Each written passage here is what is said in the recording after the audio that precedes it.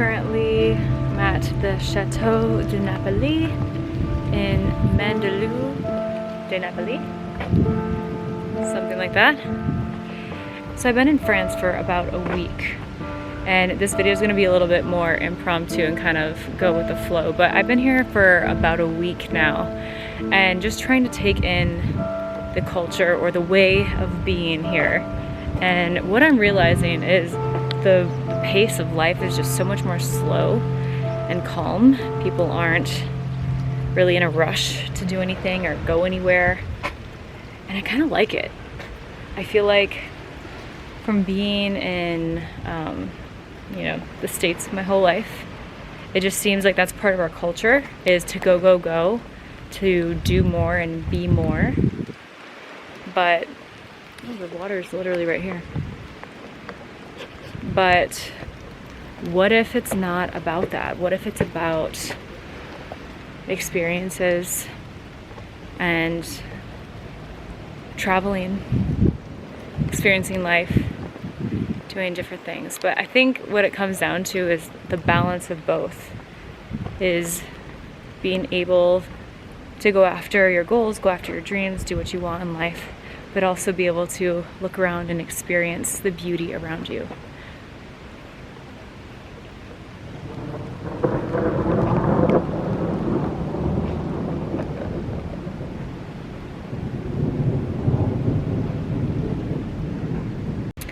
So let me know in the comments, what is life about for you? I think that's a question we can all ask ourselves, is what do you want your life to be about? What is life about for you? If you could answer this question, life is blank. Fill in that blank. What is life about for you? And I guess if I were to think about it offhand, life for me is about growth. It's about sharing what you know with others to help others be the best that they can be, because I feel like if we just make ourselves the best we can be, whatever that looks like, it doesn't mean that you achieve all there is to achieve, but if we can all become our best selves, I think that that has a ripple effect on everyone else. It inspires others to achieve more, to do more, to be more, and then the world becomes a better place because we're all being our best selves. And that doesn't mean that we're perfect all the time, but it does mean that we are growing, because everything in life, as you look around right now, I'm in nature, everything in life, if it's not growing, it's dying. And as you see on these leaves right here even, there's seasons. There's seasons in life. There's seasons, spring, where you're planting your seeds, where you can see things starting to flourish, summertime, where you're really seeing everything in full bloom. Fall is seeing the hard work that you have pay off. Harvest is really picking the harvest of it, the seeds that you've planted. Winter is sometimes the colder, more brutal months, of course, of life. But even being here and just hearing the waves, hearing the water around me has been so peaceful. It's been so nice. I'm really enjoying it here. I feel like I could almost see myself living in the south of France, because I appreciate the culture from what I'm seeing. I appreciate the art that they have here, the food, how they even plate their food is beautiful. People have manners here. It's a very beautiful place. And I love kind of the old,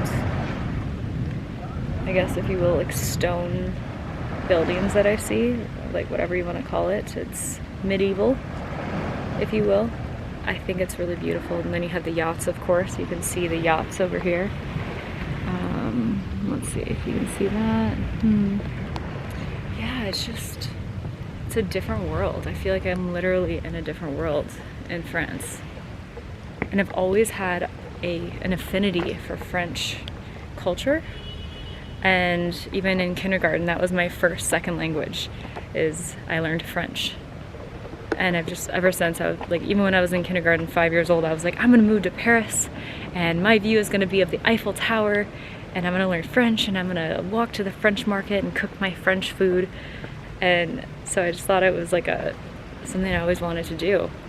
And I remember in 2019, I finally got a hotel room at the Shangri-La, and outside of my window was the Eiffel Tower. And I was like, wait a minute, this is what I imagined when I was 5 years old in kindergarten. And it's just so funny how some things come full circle. So ask yourself, what do you want your life to be about? Is it about adventure? Is it about achieving? If that's the case, what do you want to achieve? Check this out. Come on, you can't get that in the States.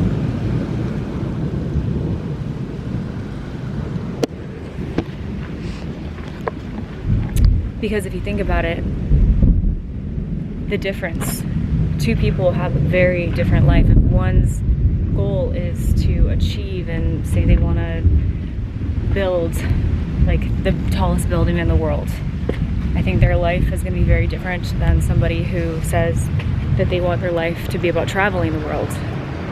One is about stability and staying grounded and staying in the same city. Oh my gosh, there's glass. Wow, I just was leaning on this and it's like glass, so you don't lean on it? Okay, that makes sense. Let's not lean on that. Deciding, that's why clarity is important. It's also cool to have adventure.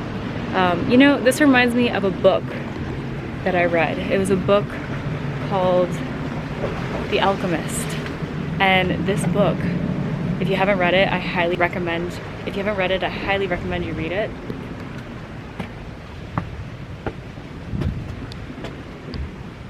But this book, I'll tell you the moral of the story from what I got from it anyway. So the moral of the story of the Alchemist book, I'm sure there's many lessons within this book, but one of the greatest ones that I found was the boy was tasked to be able to carry olive oil on the spoon around the castle, but he couldn't drop it. He couldn't drop a single drop of the oil. That was his task, I believe, by the king. I had to reread this book, but he was given the task of holding this spoon of oil all throughout the castle, and he wasn't allowed to spill a drop. So what did he do? He said, yes, okay, of course. He grabs the oil and he stares at the spoon. And he walks along the entire palace, this beautiful palace full of all of this artwork, full of everything, the beautiful construction, all this architecture, I mean. And he walks through and he makes it through the entire castle without spilling a single drop. But then he brought it back to the king, and then the king said, well, what did you think of the castle? And the kid had nothing to say. And so what does that teach you? The lesson from the king is that be able to focus on your spoon, be able to focus on your main task of not spilling the oil in this instance, but also be able to take in your surroundings. So what I take from that is be able to experience your life, be able to experience the palace around you, be able to experience the grandness that this life has to offer. But don't forget about your main purpose in life. Don't forget about that oil on the spoon. So that's why no matter what you want to do in your life, setting your intentions first, setting your goals first. What do I really, really want my life to be about? And writing it down, taking steps towards it. But then don't forget to experience the rest of the palace.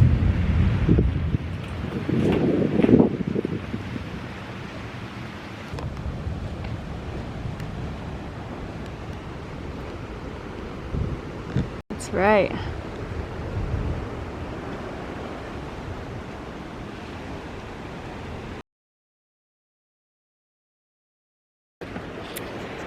So this place was built in the 1300s. Just hearing the water makes me relax, makes me calm. Built in the 1300s, and then it's been restored multiple times, but the most recent, apparently, it was restored by an American artist. I think his name was Henry Clews, C-L-E-W-S, and restored. We're not allowed to go inside right now, but we did have access to the garden.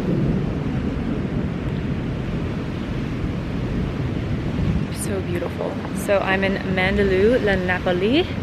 It is near Cannes, France. And it's been so peaceful. I feel like where I've been, I like to go off the grid, if you will. Like, I'm sure this isn't that off the grid, but I feel like many people in the south of France, they go to Monaco, Saint-Tropez, Cannes. But I went to Mougins, excuse my French if I'm not pronouncing that correctly. But I went to, it's spelled Mougins, M-O-U-G-I-N-S, and went there. And it was the most beautiful boutique hotel. It just seemed like it was a house that had been refurbished rather. So went there, and I feel like it seems so much more rewarding when you go places and discover places that nobody knows about. Like, I checked to find their Instagram, they don't really have one. So it's really nice to find like a serene place that's a gem, a hidden gem that nobody knows about. I just love it. It was so peaceful. It had a lap pool that nobody was in. It was just like this serene place overlooking the mountains. And I just feel like I'm recharged and ready to get back to work.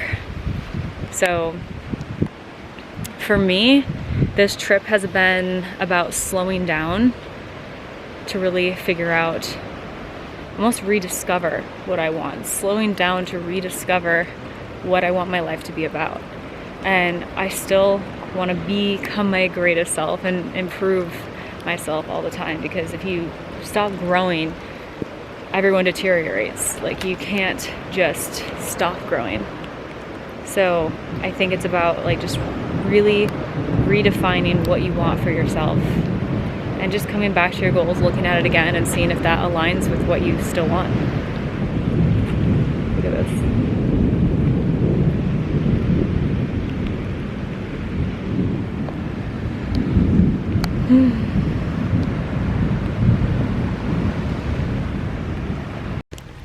Ha ha ha. Little Mr. Snail. Hi, Mr. Snail. So this has been one of the rainier days in the south of France. Every other day's been literally so sunny and beautiful. But I talk about NLP a lot, and I feel like I don't specifically talk about it too much because it's really become a part of who I am. But in NLP, there is something called a well-formed outcome. So I talk about setting goals a lot and writing down your goals. But what does it really mean to have a goal?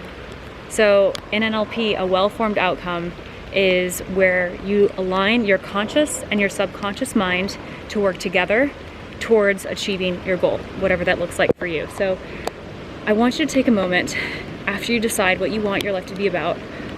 At the end of your life, what's going to make you happy? Like, I did this in my life, I achieved this, or I did XYZ. What does that look like for you?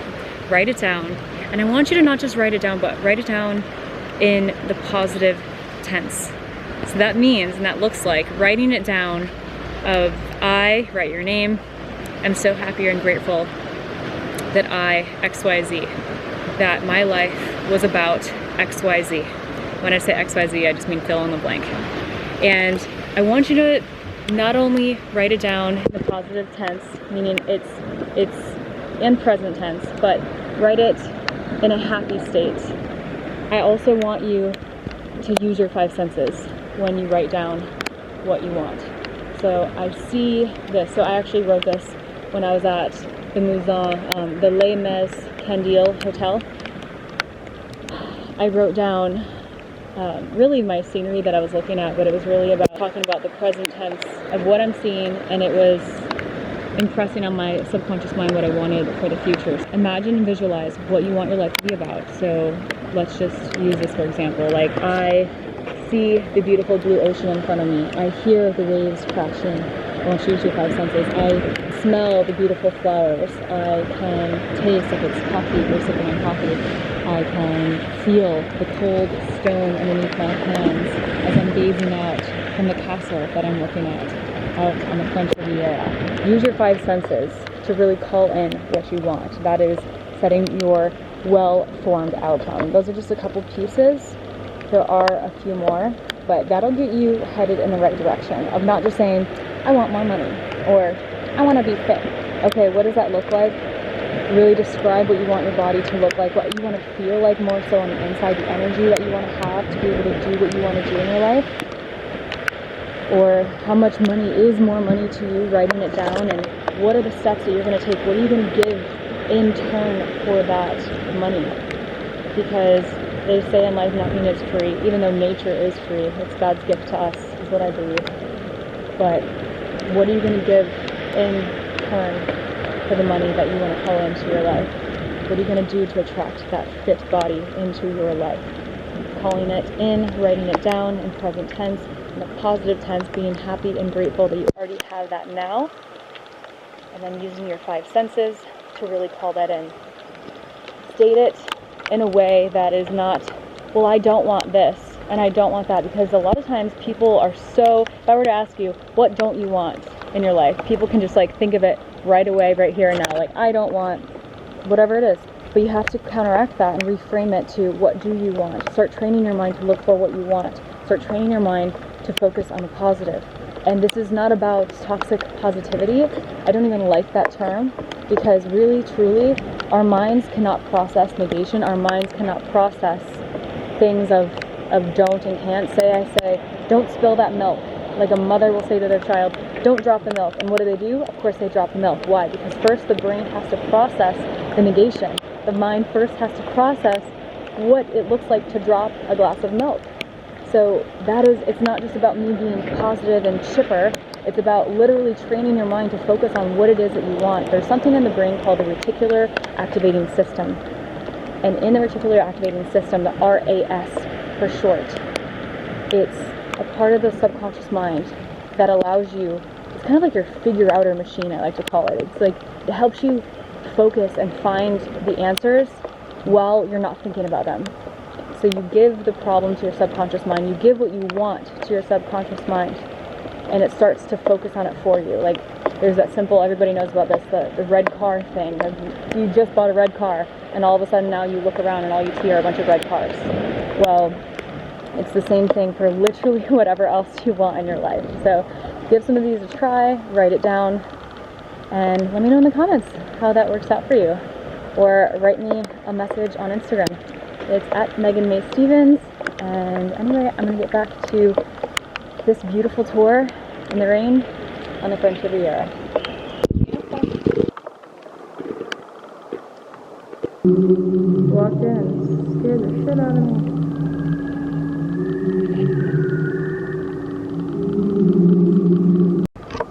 So that was wild. Right after I had just said, what do you want your life to be about? Right down these steps, right there, is Henry Clues and his wife's, like, grave. And even in here,